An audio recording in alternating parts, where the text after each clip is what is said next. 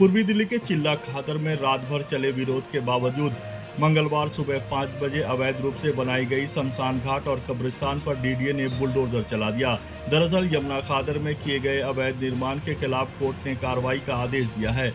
इसी के तहत डीडीए ने मंगलवार तड़के कार्रवाई का प्लान बनाया।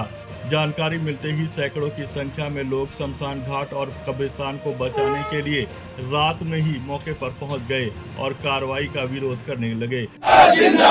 हिंदू मुस्लिम एकता जिंदाबाद, जिंदाबाद जिंदाबाद, हिंदू मुस्लिम एकता जिंदाबाद, जिंदाबाद जिंदाबाद, भाईचारा जिंदाबाद, जिंदाबाद जिंदाबाद, हमारा भाईचारा जिंदाबाद, जिंदाबाद जिंदाबाद, जिंदाबाद जिंदाबाद,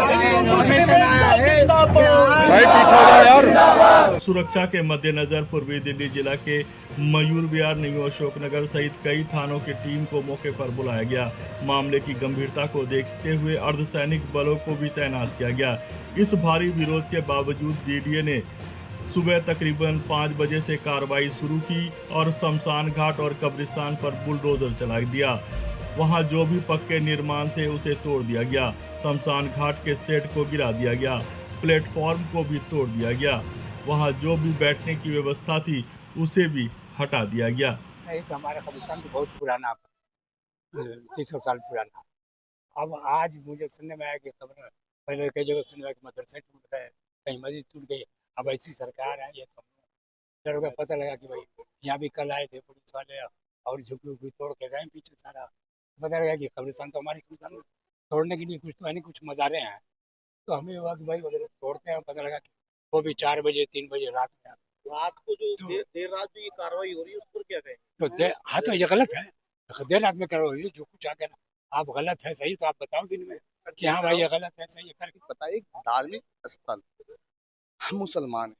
जब हमारे नस्ल खत्म होते, मतलब अगर हम भी खत्म होते तो हमारे को दफनाने के लिए कुछ जगह दिया गया है दिल्ली के अंदर में। यही ये जमुना खादर के जस्ट बराबर में आप देख रहे हैं, चेला के सामने ही ये कब्रिस्तान है।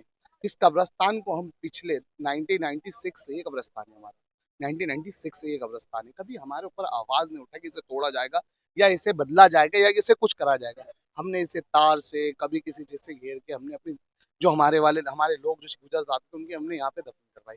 आज अचानक ऐसा दिल्ली सरकार को क्या हो गया है? हम खुद सोचने को मजबूर है कि आखिरकार दिन में ही ये आवाज क्यों नहीं आई, रात को ही आवाज क्यों आई इस सरकार के सामने कि रात को डिमोनलाइज करने के लिए यहाँ पे तैयार हो गया? आखिरकार क्या ऐसी परेशानी आई? रहने वाला हूँ और ये मुसलमानों का कब्रिस्तान है डीएनडी के इस पार, और राइट हैंड पे शमशान घाट है हमारे हिंदू भाइयों का। आज हमें 6 बजे पता लगा कि ये डिमोलेशन करने आ रहे हैं।